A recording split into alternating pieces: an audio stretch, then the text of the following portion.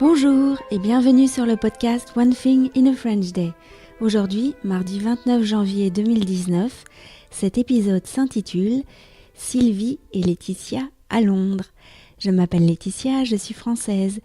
J'habite près de Paris et je vous raconte au travers de ce podcast un petit bout de ma journée. Le texte de ce podcast est disponible en vous abonnant à la newsletter sur www.onethinginafrenchday.com. Épisode 1610, Sylvie et Laetitia à Londres. Comme prévu, il y a une semaine jour pour jour, mon amie Sylvie et moi avons pris l'Eurostar pour Londres. Nous avons eu un peu de retard à l'aller à cause de la neige en France. J'ai tout de suite envoyé un message à Ice, le boulanger qui nous attendait dans sa boutique de Fulham, pour le prévenir de notre retard. À Saint-Pancras, nous avons pris la Piccadilly Line et nous sommes descendus à Barons Court.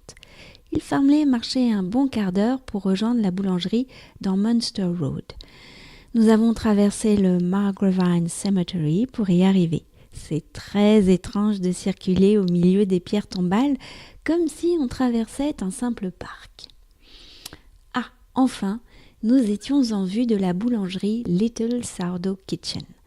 La première impression, dès que nous avons passé le seuil de la boutique, ce fut l'odeur du pain. Une bonne odeur de pain bien cuit. Ice était là, il remontait du sous-sol par son escalier, souriant, ayant déjà deviné que c'était nous, les Françaises, qui arrivions. Nous avons passé avec lui un super moment. Quelle histoire, les amis, que celle de ce jeune homme de 26 ans, arrivé d'Italie à 20 ans pour faire ses études d'économie et qui se retrouve aujourd'hui à la tête de sa boulangerie à Londres, ayant croisé le chemin d'une femme boulangère qui lui a appris le métier.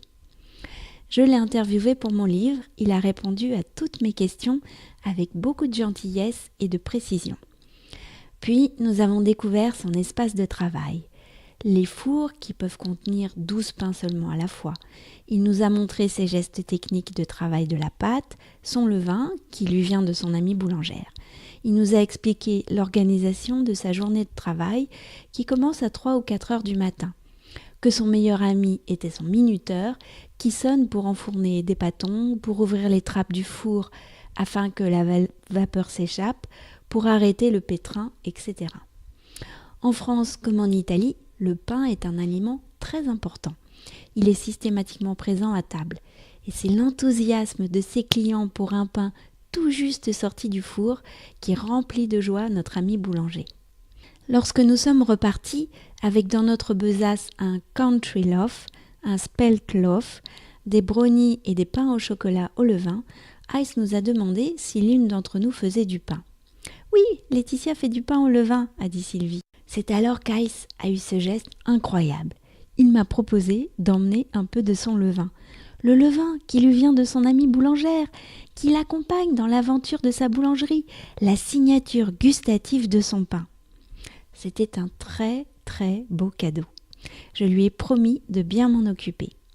Ensuite, puisque notre rendez-vous de l'après-midi était annulé, nous sommes allés rendre visite à une autre personnalité exceptionnelle, le roi assyrien Ashurbanipal au British Museum. Une exposition dont la scénographie nous a enchantés. Finalement, le cœur et les yeux remplis de souvenirs exceptionnels, nous sommes rentrés à Paris. One Thing in a French Day, c'est fini pour aujourd'hui. Vous pourrez retrouver le début du texte de ce podcast ou vous abonner à la newsletter sur www.onethinginafrenchday.com. Si vous avez envie de m'envoyer un message, voici mon adresse email frenchday@gmail.com. À demain!